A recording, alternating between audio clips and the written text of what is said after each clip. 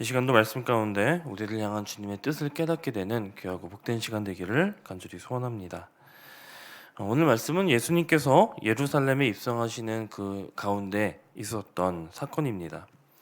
감람산 꼭대기에서부터 예루살렘을 향하여 곧게 뻗어난 이 내리막길을 따라서 예수님이 타신 그 나귀가 힘찬 발걸음을 걸어갑니다. 그리고 그 나귀가 발걸음을 디딜 때마다 제자의 온 무리가 크게 기뻐하며 찬양을 부르기 시작합니다. 이들이 경험한 능력의 왕 예수께서 그 강하신 능력으로 그 손으로 이방에게 억눌려 있던 이 예루살렘에 참된 평화를 가져다 주실 것이라 그들은 굳게 믿었기 때문입니다. 이 새로운 왕에 대한 기대와 또 소망에 부풀었던 제자들은 왕과 함께 성에 따라 들어가며 또 성 안에 있던 백성들은 밖으로 나와서 그들에게 오시는 왕을 맞이하며 구원의 노래를 부르기 시작합니다. 그들은 시편 118편 26절의 노랫말처럼 여호와의 이름으로 오시는 왕이 축복과 평화를 가져다 줄 것이다 찬송을 불렀습니다. 손에는 종려나무 가지를 들고 호산나 다윗의 자손이여를 외치며 예수님을 기쁨으로 맞이하였습니다. 여러분, 이 장면을 그려볼 때 우리에게 굉장한 감격이 있고요, 또 가슴이 웅장해지는 그런 행진의 장면입니다. 그런데 그런 상황 속에서 갑자기 이상한 광경이 펼쳐집니다. 예수님의 제자들과 온 무리들은 환호성을 지르며 기뻐서 나뭇가지를 바닥에 깔고 또 그들의 옷을 예수님이 오시는 그 길 가운데 펼쳐두고 시와 찬미로 노래를 부르면서 기대감에 충만해져 있는데, 정작 그 환호를 받으시는 예수님은 성 가까이 오시면서 우셨습니다.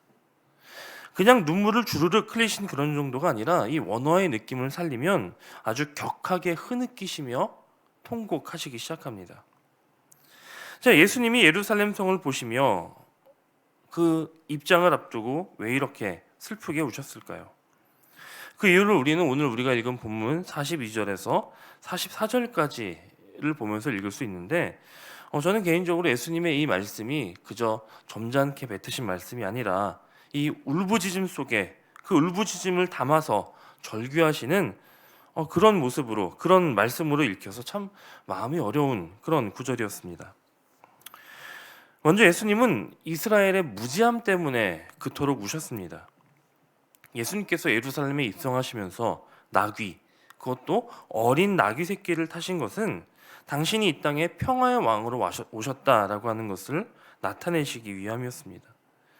예수님이 그들에게 나타내시기 원하시고 또 전하시기 원하셨던 평화는 그들이 기대했던 것처럼 단순히 이방의 나라들과의 전쟁을 승리하고 그 전쟁이 끝나고 평화와 자유를 누리는 그런 정도의 평화가 아니라 더 나아가 하나님 나라와 연합하는 그런 평화였습니다.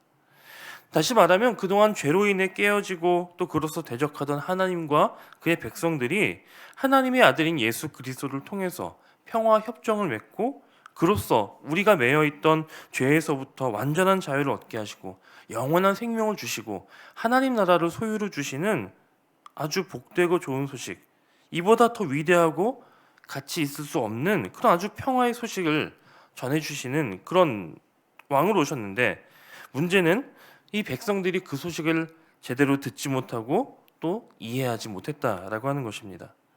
예수님께서 지금 가장 귀한 평화의 소식을 가지고 오셨는데 이를 제대로 알지도 못하고 있음이 너무나 안타까워서 예수님은 흐느껴 오시기 시작했다는 것입니다. 가끔 이 아이를 찾습니다라고 붙여놓은 전단지를 보는 경우들이 있습니다. 잃어버린 지 십수년 혹은 수십 년이 지난 이 어린아이의 사진이 있고 또 잃어버릴 당시의 인상착의나 상황이나 장소 등이 기록되어 있습니다. 자, 그 십수년 그 시간의 동안 그 부모가 그 아이를 찾기 위해 얼마나 많은 노력을 하고 또 애를 썼겠습니까? 밤잠을 자지 못하고 여기저기 뛰어다니며 언젠가는 그 아이를 다시 만나고 다시 되찾을 그날을 기다리지 않겠습니까? 여러분, 그런데 기적적으로 정말 그 시간 십수년 만에 이 아이를 찾았다고 생각해 보십시오. 그럼 이 부모에게 있어서 그보다 큰 기쁨은 없을 것입니다. 정말 뛸 듯이 기쁘겠죠. 그런데 그렇게 만난 그 아이가 부모를 전혀 알아보지 못하고 또 더 나아가서 부모를 거절하며 함께하기 싫다고 그렇게 거절한다면 이 자식을 찾은 그 기쁨은요, 금세 비통한 울부짖음으로 바뀌게 될 것입니다. 저는 예수님의 오늘의 울부짖음이 지금의 이 흘리시는 눈물이 이와 같지 않을까 생각해 보게 되었습니다. 그들이 가지고 있던 구약 성경의 역사서는 하나님께서 어떻게 이스라엘을 자식으로 낳으시고 또 기르셨는지를 말씀해 주는 책입니다. 그런데 그렇게 하나님의 백성이 되었던, 하나님의 자녀가 되었던 이스라엘이 끝내 하나님을 거절하고 하나님을 떠나게 되고 그 결과 이방 민족에게 팔려가게 되죠. 하나님은 이어서 선지서를 통해서 이들을 찾기 원하시는 그런 아버지의 마음을 기록해 주셨습니다. 그리고 장차 어떤 모습으로 그 잃어버린 자녀들을 되찾아올 것인지도 상세히 알려주십니다. 다윗의 자손으로 베들레헴에서 나셔서 나사렛 사람으로 자라고 나귀 새끼를 타고 예루살렘에 입성하시는 그분을 통해 내가 너희를 되찾겠다, 그렇게 말씀하셨는데도 그들은 지금 그런 예수님을 알아보지 못한 것입니다. 또 구약 성경의 율법서는 하나님과 화목해지는 그 깨어진 관계를 회복하는 방법을 기록해 놓은 책이지요.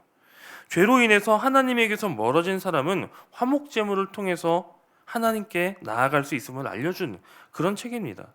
그리고 드디어 하나님의 화목 제물인 예수 그리스도께서 그들에게 완전한 평화를 주시기 위해, 완전한 화평을 주시기 위해 예루살렘 성에 오셨는데 이것을 알아보지 못함을 두고 안타까워하셨다는 것입니다. 혹시 오늘 우리의 삶에도 이와 같이 평화의 왕으로 또 화목 제물로 오신 예수님을 알아보지 못하고 또 깨닫지 못하고 그저 내 삶의 작은 유익만을 위해 혹은 내 소원을 이루기 위한 정도로만 주님을 생각하고 또 믿고 있다면 오늘 본문에서와 같이 주님은 그런 우리를 바라보시며 통곡하실런지도 모르겠습니다. 오늘 우리에게 오신 그 주님의 의미를 다시금 되새겨 보았으면 좋겠습니다. 주님이 오심으로, 그리고 주님이 내 왕이 되어 주심으로 내 삶에 가장 근본적인 변화가 있음을 기억하시고 또 주님이 주신 그 평화로 말미암아 하나님과의 화목함을 누리며 살아가는 저와 여러분이 되시기를 바랍니다. 둘째로 예수님은 이스라엘이 당할 심판 때문에 우셨습니다.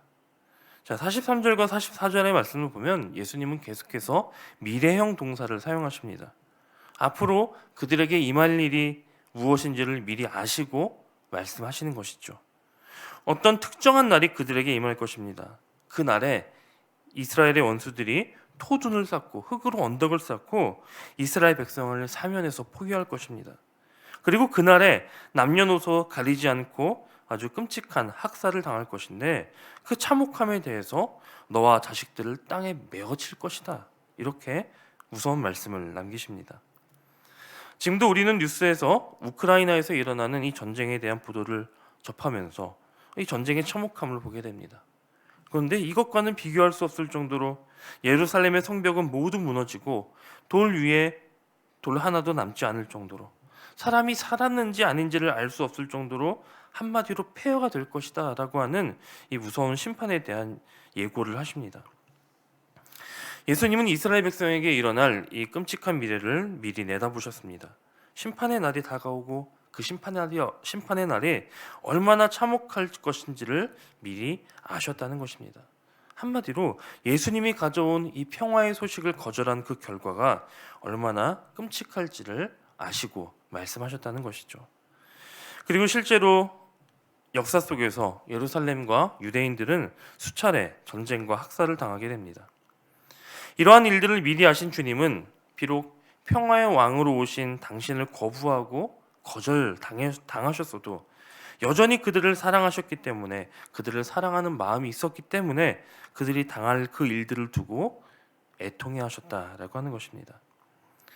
우리가 성경을 읽어 나가다 보면 사실 예수님께서 우셨다라고 말하는 장면을요 그렇게 많이 찾아보기는 힘듭니다.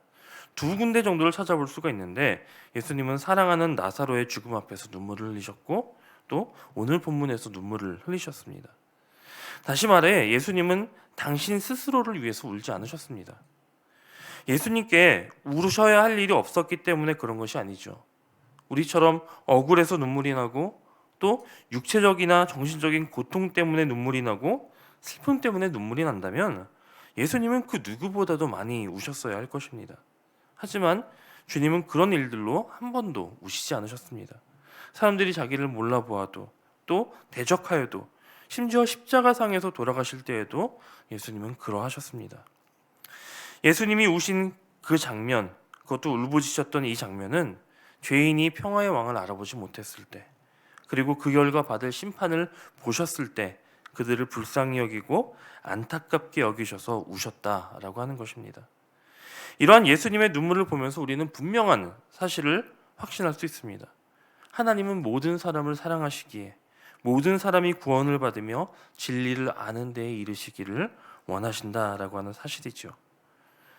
오늘 본문의 모습, 수많은 군중의 환호와 기대, 그리고 즐거운 찬송 소리와 그 가운데 어색하게 섞여 울려 퍼지는 예수님의 흐느끼는 울부짖음.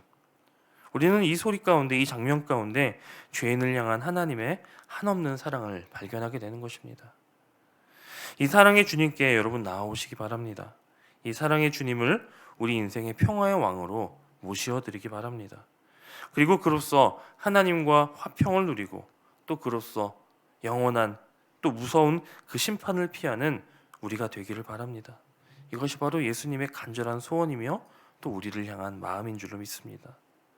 또한 이 시간, 이 사순절의 기간 동안 우리가 배우고 또 닮아야 할 예수님의 마음인 줄로 믿습니다.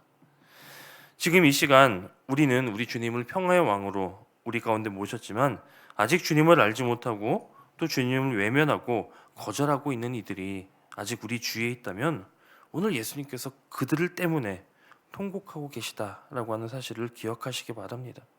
그리고 더 나아가 이제 우리가 그런 예수님의 눈물을 닦아드리도록 그들에게 평화의 왕으로 오신 주님을 전하는 복된 삶을 살기로 결단하시고 바로 오늘부터 그런 주님의 마음을 품고 주님을 전하는 삶을 사는 저와 여러분이 되시기를 주님의 이름으로 간절히 축원합니다.